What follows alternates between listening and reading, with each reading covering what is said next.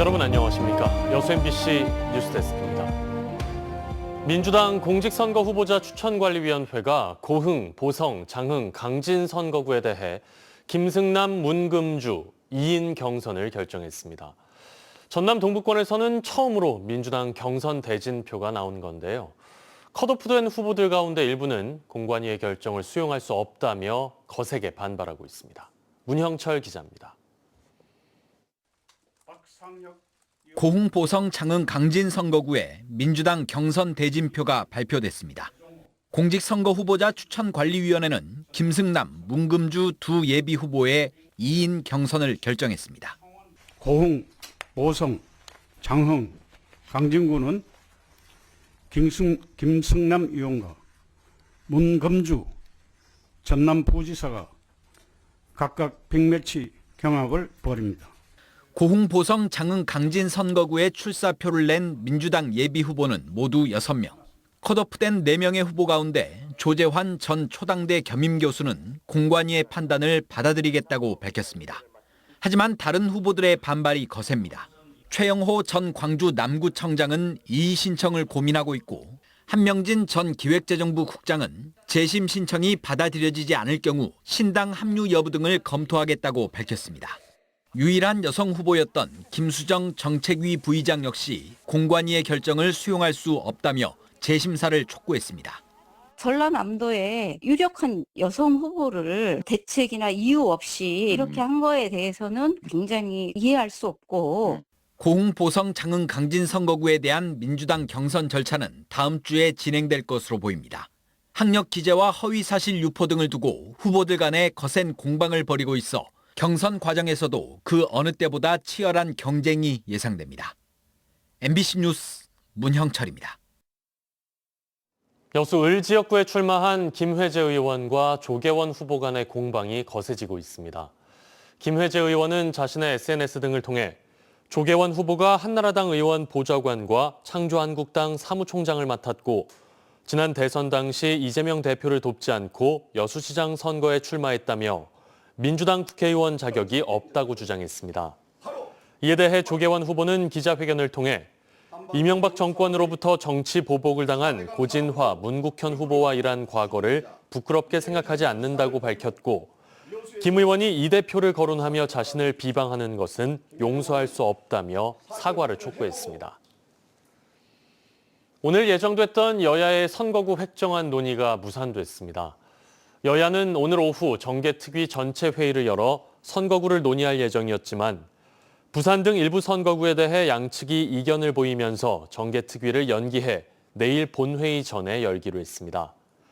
한편 선거구 획정위원회가 국회에 제출한 안대로 순천의 단독 분구 가능성이 거론됐지만 오늘 민주당 공관위가 목포 단독 선거구에 대한 경선 후보를 발표하면서 결과를 예측하기 어려운 상황입니다. 지난 2014년 세월호 참사 당시 선체에 실려있던 차량들은 인양 이후 원인 조사 등을 이유로 목포 신항부두에 거치돼 있었습니다. 이 차량들의 폐차 작업이 시작됐는데요. 폐차장이 아닌 바다 옆 부두에서 해체 작업이 이루어지면서 논란도 일었습니다. 안준호 기자입니다. 녹슨 엔진과 차량 시트, 타이어 등 각종 차량 부품들이 바닥에 가득 쌓여 있습니다. 바로 옆에서는 포크레인 등 중장비들이 바쁘게 움직입니다. 세월호 참사 당시 선체에 적재돼 있던 차량들을 폐차하기 위해서입니다. 세월호에서 꺼낸 차량들은 승용차와 화물차, 중장비 등으로 다양했습니다. 하지만 지금은 이렇게 모두 해체돼 고철 더미로 변했습니다. 폐차가 진행되는 차량은 모두 180여 대. 그런데 환경오염과 안전 등의 문제로 허가된 폐차장에서만 폐차해야 하는 규정과 달리 차량들은 모두 목포 신항만 부두 위에서 직접 해체되고 있습니다. 해양수산부는 차량의 부식이 오랜 시간 진행돼 폐차장으로 운반이 어렵고 180여 대에 달하는 차량들의 해체를 진행하기에 폐차장 규모 등 수용 여건이 부족하기 때문이라고 해명했습니다. 폐차장들이 다 영세하잖아요. 공간도 많지도 않고 조금 장소가 협소하다고 해서 거기서 일부 작업을 진행하는 거예요. 부식돼가지고 들 수가 없습니다. 그리고 또 한 해수부하고 입찰한테 여기 현장에서 작업해도 괜찮은 걸 하고.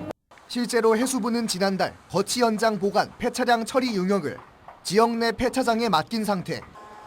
차량들이 이미 말소 처리됐고 폐차 작업 일부를 부두에서 진행하기로 업체 측과 협의한 만큼 문제가 없다는 입장입니다. 하지만 바닷가 인근에서 대규모 차량 해체 작업이 이루어지고 있는 만큼 해상 등 환경 오염 우려도 적지 않은데도 관련 대책은 논의되지 않았습니다. 일단은 저희한테 협조나 통보된 건 없다 그렇게. 세월호 연구 보존에 앞서 적재물과 유실물을 처리하는 등 거치 현장 정리에 본격 나선 해양수산부. 참사의 교훈을 되새기는 중요한 과정인 만큼 안전하고 세심한 마무리가 필요해 보입니다.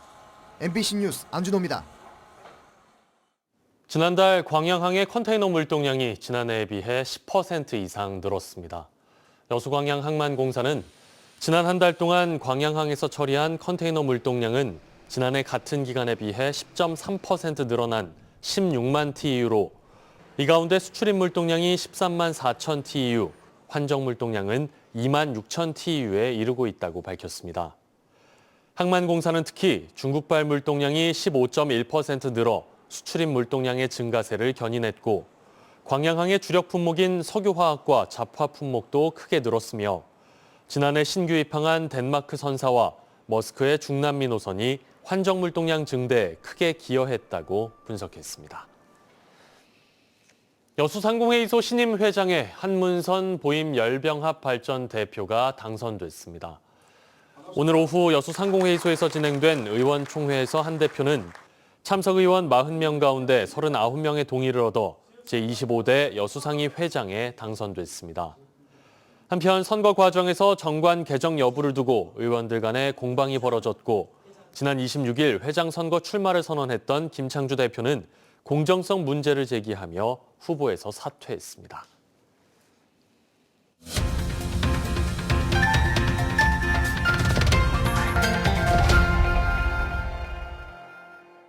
최근 정부의 의사 증원 제도에 반대해서 전공의들이 집단 행동에 나섰습니다.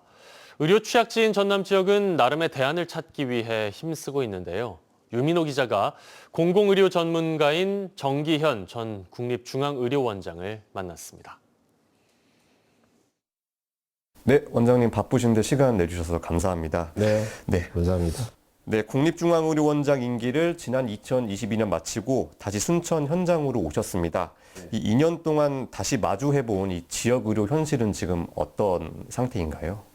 역시 크게 변한 건 없었습니다. 사실 우리 소위 말하는 필수 의료 분야라는 부분들이 굉장히 이제 더 힘들어지는 상황으로 보여졌고요.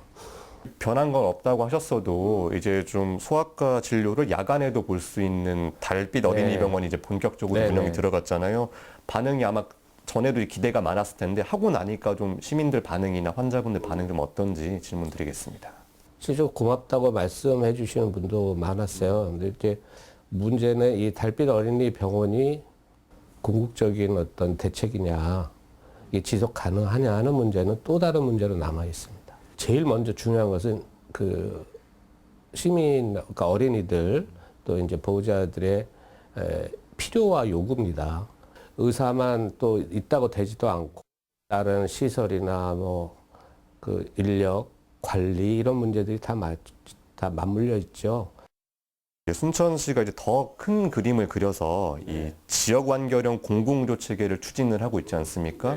이거에 대한 현실적인 뭐 문제도 있을 것 같고 과제들도 있을 것 같은데 지자체 노력에 걸맞게 그런 뭐랄까 이제 정책적 고려, 배려, 뭐 지원 이런 것들이 돼야만이 지금 우리가 구상하고 있는 지역 완결형 의료 체계도 가능하리라고 보고요.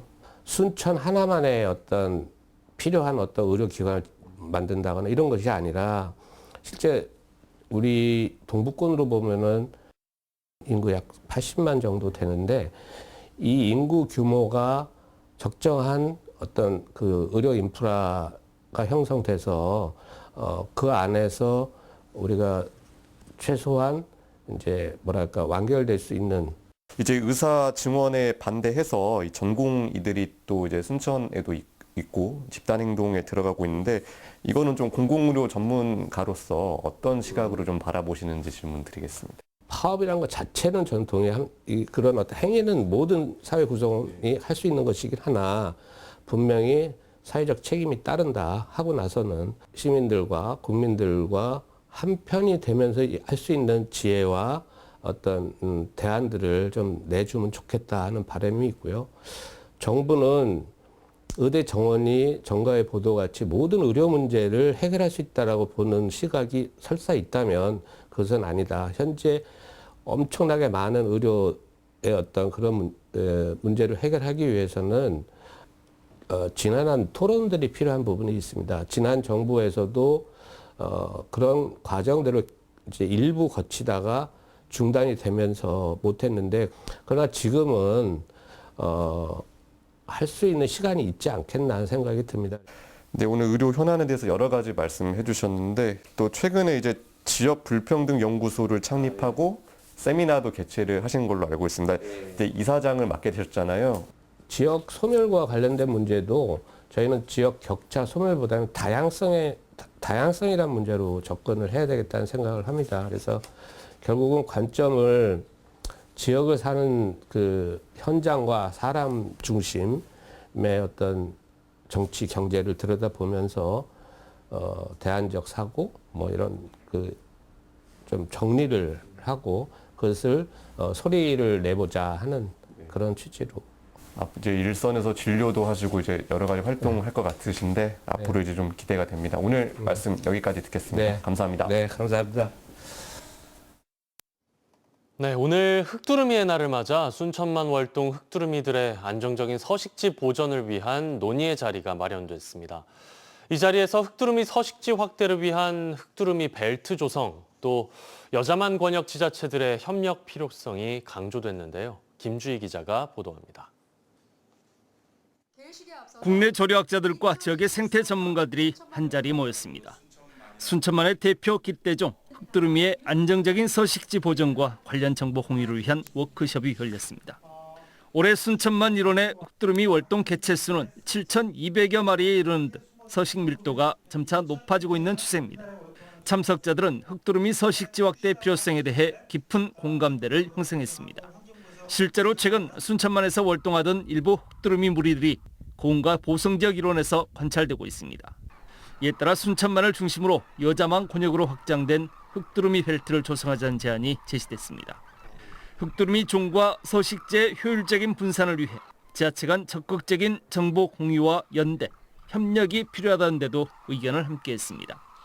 향후 단계적으로 남해안 전체 권역으로 서식지 확장 가능성까지 제시됐습니다. 최근에 기후변화 문제, 또 이즈미에서의 여러 가지 조류질병 문제, 그리고 그곳에서의 과포화 상태 때문에 흑두루미들이 점차적으로 일본으로 내려가는 숫자가 줄어들고 있습니다. 그래서 더욱더 이러한 남해안 지역에서의 흑두루미가 월동할 수 있도록 하는 조건을 만들어주는 것이 중요할 것 같다고 생각됩니다. 순천시도 그동안 축적한 순천만 흑두루미 서식지 관리 경험치를 남해안권 지자체들과 적극적으로 공유하기로 했습니다. 연안과 내륙습지 주변의 환경재해시설 철거를 통한 자연성 회복과 흑두루미 희망농업단지 주민 참여를 통한 서식지 제공 등 우리 시가 지난 15년간 진행한 서식지 복원의 경험을 공유할 것입니다. 일본 이즈미와 한국의 순천만으로는 흑두루미들의 안정적인 서식지가 부족해진 상황. 흑두루미들을 온전히 지켜내기 위한 지자체 간 연대는 앞으로 더욱 본격화할 전망입니다. MBC 뉴스 김주희입니다. 저희 여수문화방송 2월 중 시청자위원회가 오늘 본사 대회의실에서 열렸습니다. 시청자위원들은 오는 4월 10일 총선을 앞두고 공정하고 객관적인 선거 방송과 함께 후보들의 면면과 공약을 꼼꼼히 알려줄 수 있는 뉴스 제작에 적극 나서줄 것을 당부했습니다. 위원들은 또 관광 시즌을 앞두고 여수세계 박람회장의 성공적인 사후 활용은 물론 물가 상승에 따른 서민들의 어려움과 지역경제 발전을 견인할 수 있는 다양한 프로그램 개발에도 힘써줄 것을 강조했습니다.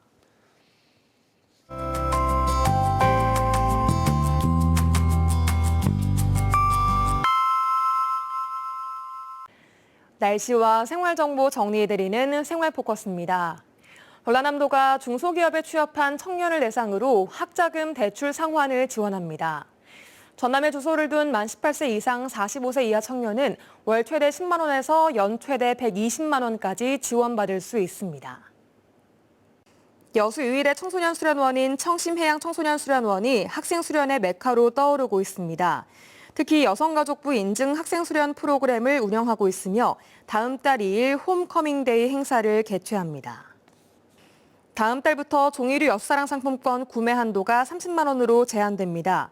여수시는 부정수취와 불법 환전 등 상품권 유통 부정 행위를 막기 위해 종이류 상품권 발행 규모를 단계적으로 축소할 계획입니다.